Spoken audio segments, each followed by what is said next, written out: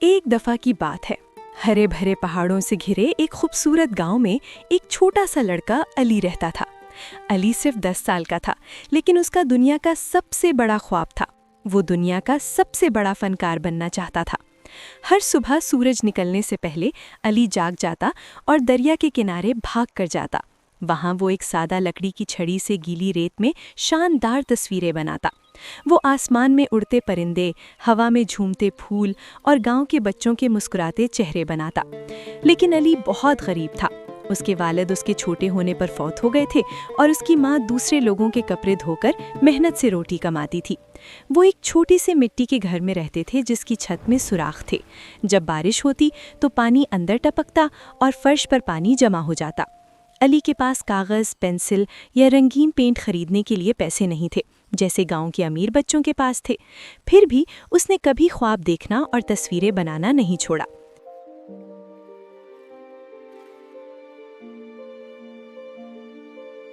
ایک خاص شام جب تاروں نے آسمان میں چمکنا شروع کیا، علی کی ماں بخار سے بہت بیمار ہو گئیں۔ وہ سارا دن کھانس رہی تھیں اور مشکل سے کھڑی ہو سکتی تھیں۔ علی نے بہت بے بس محسوس کیا۔ وہ اپنی ماں کے لیے دوائی خریدنا چاہتا تھا، لیکن اس کے پاس بالکل بھی پیسے نہیں تھے۔ اس رات علی رو رو کر سو گیا، اپنی ماں کا ہاتھ پکڑے اور معجزے کی دعا کرتے۔ جب وہ سویا تو کچھ جادوئی ہوا۔ ایک خوبصورت پری سنہری کپڑوں میں ملبوس اس کے بستر کے اوپر تیرتی ہوئی نمودار ہوئی۔ اس کے پروں میں ہیروں جیسی چمک تھی اور اس کے چہرے پر مہربان مسکراہٹ تھی۔ پیارے علی، اس نے سب سے میٹھی آواز میں کہا، میں تمہیں بہت عرصے سے دیکھ رہی ہوں۔ تمہارے پاس پیار اور مہربانی سے بھرا ایک صاف دل ہے۔ کیونکہ تم ہمیشہ دوسروں کی مدد کے بارے میں سوچتے ہو اور اپنے خوابوں کو کبھی نہیں چھوڑتے، میں تمہیں یہ خاص تحفہ دینا چاہتی ہوں۔ پری نے اپنے جادوئی تھیلے میں ہاتھ ڈالا اور سب سے خوبصورت برش نکالا جو علی نے کبھی دیکھا تھا۔ یہ خالص سونے سے بنا تھا اور اس کے نرم بال کوسے قزح کے رنگوں سے چمک رہے تھے۔ یہ جادوئی برش ہے، اس نے سمجھایا۔ جو بھی تم اس سے بناؤ گے وہ زندہ ہو جائے گا اور حقیقی بن جائے گا۔ لیکن یاد رکھو علی، جادو کے اصول ہیں۔ یہ برش صرف تبھی کام کرے گا جب تم اسے دوسروں کی مدد کے لیے نیک دل سے استعمال کرو گے۔ اگر کوئی اسے لالچ یا خود غرضی کے لیے استعمال کرنے کی کوشش کرے گا تو جادو اس کی بجائے سزا دے گا۔ اس تحفے کو سمجھداری سے استعمال کرو میرے پیارے بچے۔ اور ان الفاظ کے ساتھ پری سنہری چمک کی بارش میں غائب ہو گئی۔ جب علی اگلی صبح جاگا تو اسے لگا کہ یہ سب ایک خوبصورت خواب تھا، لیکن پھر اس کی آنکھیں حیرت سے کھلی رہ گئیں۔ اس کے تکیے پر سنہری برش موجود تھا، صبح کی دھوپ میں چمک رہا تھا۔ اس کا دل خوشی سے تیزی سے دھڑکنے لگا۔ یہ اصلی ہے، یہ واقعی اصلی ہے۔ اس نے اپنے آپ سے سرگوشی کی۔ وہ اسے آزمانے کے لیے بےتاب تھا۔ علی نے اپنے چھوٹے کمرے میں ادھر ادھر دیکھا اور کونے میں پڑا ایک پرانا اخبار دیکھا۔ اس نے احتیاط سے اٹھایا اور سوچا، مجھے سب سے پہلے کیا بنانا چاہیے؟ پھر اسے اپنی بیمار ماں یاد آئی۔ ایک اور سیکنڈ ضائع کیے بغیر علی نے ایک پیالہ گرم مزیدار سوپ بنایا جس میں سبزیاں تیر رہی تھیں۔ جیسے ہی اس نے آخری لکیر ختم کی، وش، جادوئی چمک ہر طرف اڑنے لگی اور اچانک ایک اصلی بھاپدار سوپ کا پیالہ اس کے ہاتھوں میں نمودار ہو گیا۔ علی اپنی آنکھوں پر یقین نہیں کر سکا۔ وہ اپنی ماں کے پاس بھاگا اور انہیں گرم سوپ دیا۔ انہوں نے آہستہ آہستہ پیا اور چند منٹوں میں ہی ان کے گالوں میں رنگ واپس آ گیا۔ ان کا بخار ختم ہو گیا۔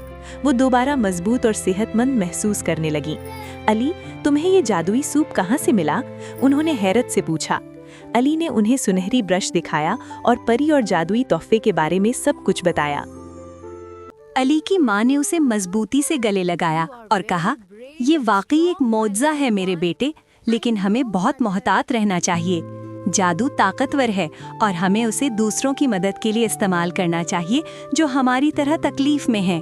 علی نے عزم کے ساتھ سر ہلایا۔ اس نے فیصلہ کیا کہ وہ گاؤں میں ہر اس شخص کی مدد کرے گا جسے کھانے، پانی یا رہائش کی ضرورت ہے۔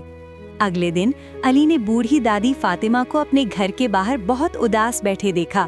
ان کا گھر ٹوٹ رہا تھا اور ان کے پاس اسے مرمت کرنے کے لیے لکڑی نہیں تھی۔ علی نے مضبوط لکڑی کے شہتیر اور ایک نئی چھت بنائی اور وہ جادوئی طور پر نمودار ہو گئے۔ دادی فاطمہ خوشی سے اچھل پڑی اور علی کو گلے لگایا۔ खुशी के आंसू उनके झुर्रियों वाले चेहरे पर बहने लगे। फिर अली ने छोटे बच्चों को गर्म धूप में बगैर साए के खेलते देखा। उसने मोटी शाखों और सब्ज पत्तों वाले बड़े खूबसूरत दरख्त बनाए और फौरी तौर पर वो वहीं उग गए। बच्चे हंसे और ठंडी साया में खेलने के लिए भागे।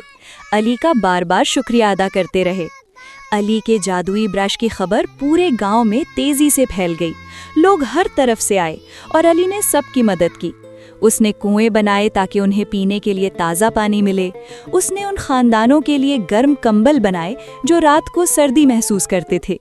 उसने उन बच्चों के लिए रंगीन खिलौने भी बनाए जिनके पास अपनी जिंदगी में कभी एक भी खिलौना नहीं था। लेकिन गांव में एक शख्स था जो अली की मेहरबानी से खुश नहीं था। लालची गांव का सरदार मलिक साहब।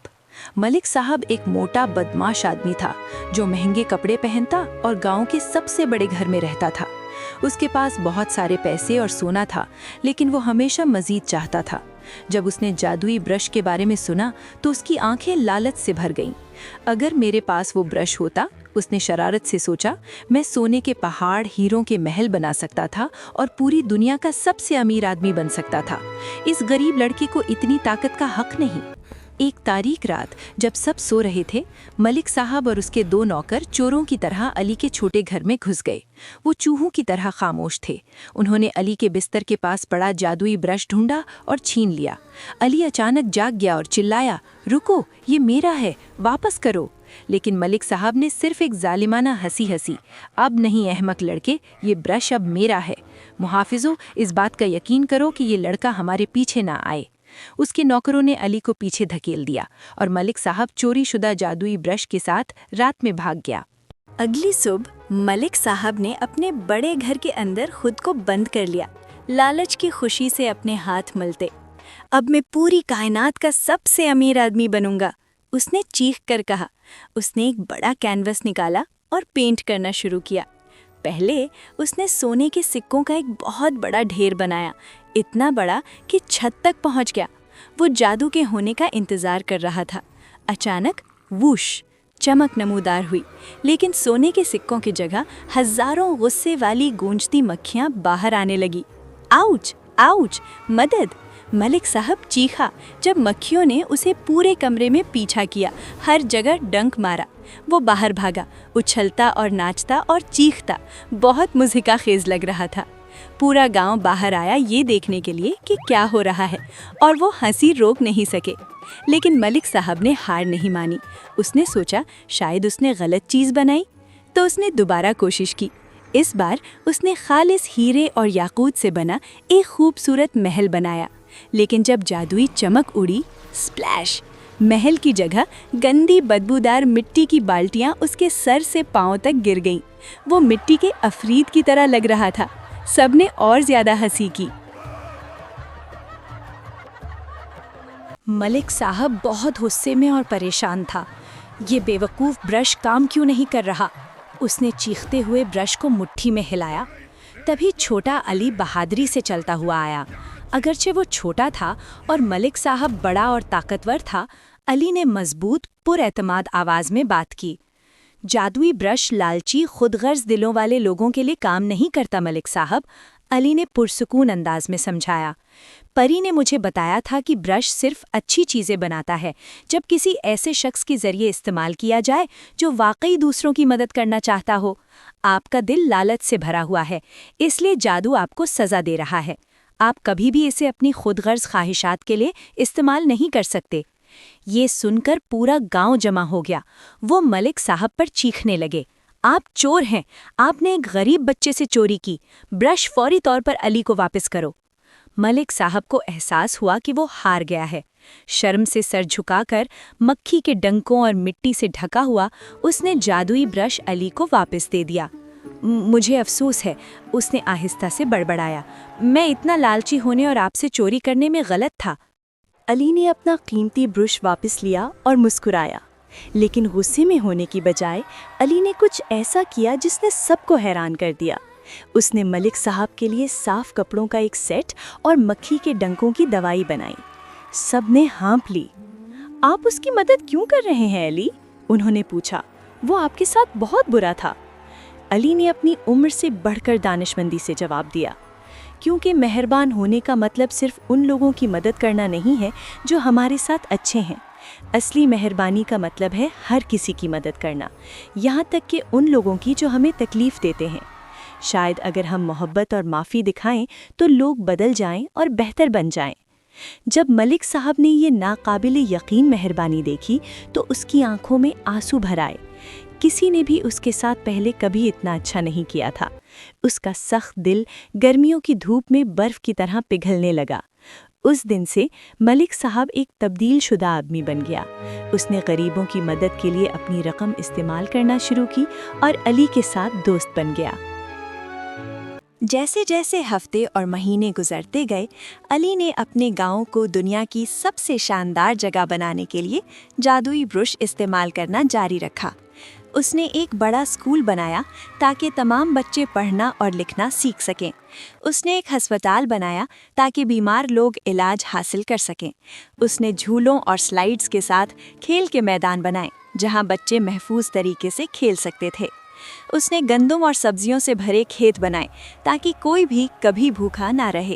ایک زمانے میں غریب گاؤں خوشی، ہنسی اور خوشحالی کی جگہ میں تبدیل ہو گیا۔ دور دراز کی سرزمین سے لوگوں نے اس جادوئی گاؤں کے بارے میں سنا اور دیکھنے آئے۔